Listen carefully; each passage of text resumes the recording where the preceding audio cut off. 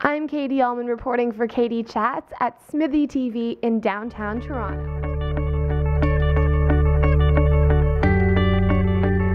I'm here with writer-producer Eric Staley and star Barrett Crake. How does it feel to have your film Eternity out in theaters? It's surreal. It's really crazy, actually. It's unbelievable, the reviews that we've been getting and the fact that we're North American release and Canadian release this weekend. We're really excited. What inspired you to create this 80s musical? I don't know, would you classify it as a musical? I think I might. I think we say music comedy. Okay. Music comedy. That's what we've been saying. Semantics, but yes. Yeah. He's one of the creators, so. Joey Abalutfi, a good friend of mine from college, writer, put together a few treatments of ideas of movies that we wanted to make. We knew we wanted to make something in the upcoming years. And one of the ideas that really hit home with us was the idea of two guys writing 80s music. The director Ian Thorpe and myself grew up in the 80s, love 80s movies, and it just kind of hit a key with us. We knew that we would have a fun set for people to work on, and everybody just kind of got behind it and just kept the boulder rolling. And Barrett, have you always been a fan of 80s movies, and what's your favorite 80s movie? My favorite 80s movie would probably be Back to the Future. It's one of the ones I grew up on. Actually, I have a question for Eric here. I know this came up, something I've always wanted to ask him.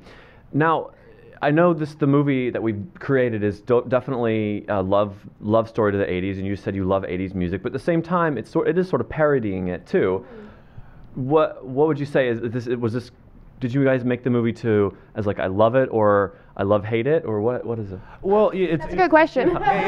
No, I definitely love it. That's first off. But the 80s movies kind of parodied themselves, if you remember the 80s movies. Weird Science, even Top Gun had a real high element of cheese. The volleyball scene is so cheesy. So I think growing up with those movies, we knew exactly what to do to kind of inject that feeling into the films, Ian, Joey, and myself, and that's the result, is just kind of that cheesiness, that quirkiness.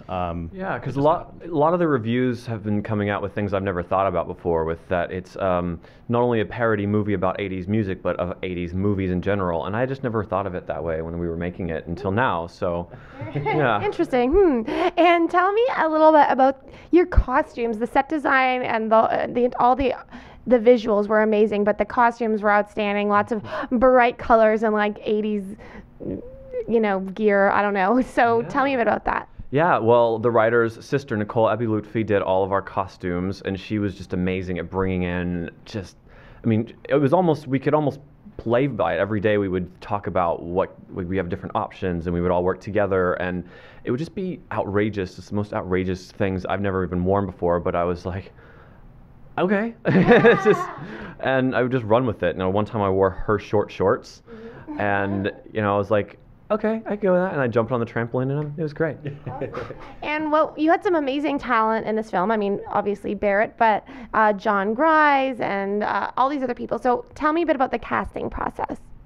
The casting process, it took a couple months. We actually first casted Barrett and Maiko. They were kind of the first two to join us. They had the look, they had the style, and it wasn't really a look we went for. It just happened that they looked like Hall & Oates. I don't know if you've noticed that at all.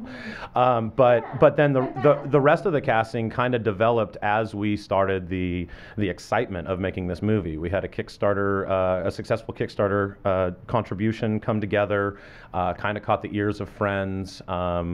We shot in San Diego, but we were able to kind of implement our casting into Los Angeles. We were able to get Martin Koh from Karate Kid, Eric Roberts from everything right now, and John Grise, of course, one of our favorite actors from Napoleon Dynamite. And him being in this movie kind of gives that same type of feel, if you notice that. It kind of has that Napoleon Dynamite awkwardness, and that's something that we actually went for. It's not something that happened accidentally. We definitely like that movie, and so, And here I'm holding the soundtrack. So where can we find this soundtrack? Anywhere you can find music, so iTunes, Spotify, Pandora. And it's under Eternity, the soundtrack is how you find it. Perfect. Yeah. And where can we see the film? I know you have a bunch of theater dates coming up. Yeah. Well, this October 24th, we're opening in Toronto and Los Angeles, and we just opened in New York City on October 17th, and coming up on October 31st, we're opening in San Diego, and November 1st, Portland. So got a few dates coming up. I think we have 9 cities right now, but more to come. So definitely should be looking out for that. And where's the best place for us to find out more information on everything, on the film and the music online? TheEternityMovie.com. Wow, great. Well, thanks so much, guys, and congrats on a very fun film. Thank you very much, Katie. Thank you, Katie. Thank you. Thanks. I'm Katie Uhlmann reporting for Katie Chats in downtown Toronto.